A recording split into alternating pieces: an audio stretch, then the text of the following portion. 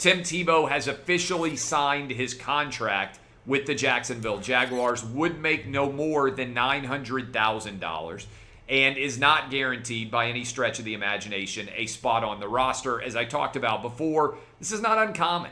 Guys try out new positions all the time. Antonio Gates had never played football before. He was a basketball player. He ended up a Hall of Fame tight end. Chris Hogan was signed by the Buffalo Bills. He was a lacrosse player. He had not played football. He ended up having an 8-year NFL career playing for the for Bill Belichick and the New England Patriots as well.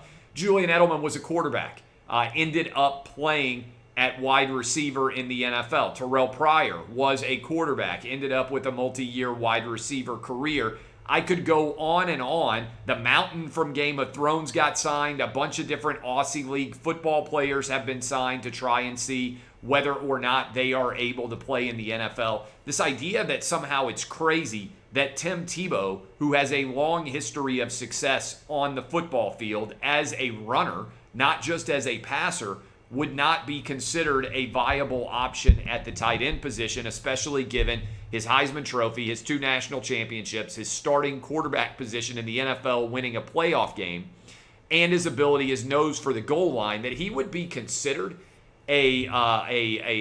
not justified in getting an opportunity to prove that he can play tight end in the NFL is madness. It's also madness because so many different people out there said for years that Tebow needed to play tight end in the NFL. Tebow hasn't taken a hit in years because he's been trying to play baseball. He now comes back at the age of 33, one of the best athletes who has played football of his generation, let's be honest, in terms of his skill position play.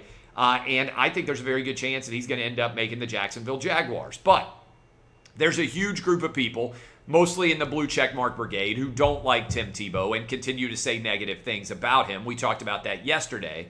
Bigger picture, and I think this is a substantial story, there's a monster group of people that love Tim Tebow. He has the top 5 best-selling jerseys, Tim Tebow does, right now, or he did earlier today. I haven't been on in the last 20 or 30 minutes, but he had the top 5 best-selling jerseys on NFLshop.com, the official NFL merchandise website. Top 5 best-selling jerseys. And I don't think there's any doubt at all that the Jacksonville Jaguars are selling way more gear than they ordinarily would, and also that they are going to end up selling way more tickets than they otherwise would. And let me tell you this too. Don't underrate what Urban Meyer has done here. He has shifted all of the attention that would otherwise have been upon Trevor Lawrence instead to Tim Tebow. Everybody's not going to be analyzing every throw that Trevor Lawrence makes. They're going to be asking whether or not Tim Tebow is going to make it as a tight end on the team.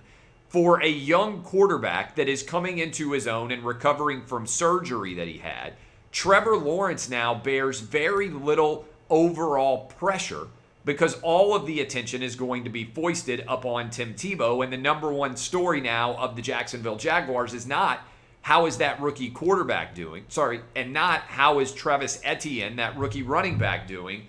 It's how's the 33-year-old tight end Tim Tebow going to do?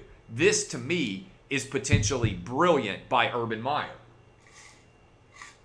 Because anyone out there who has ever been a fan of the NFL knows that one of the toughest things that any young quarterback faces is all the pressure and media attention and scrutiny that is upon their shoulders.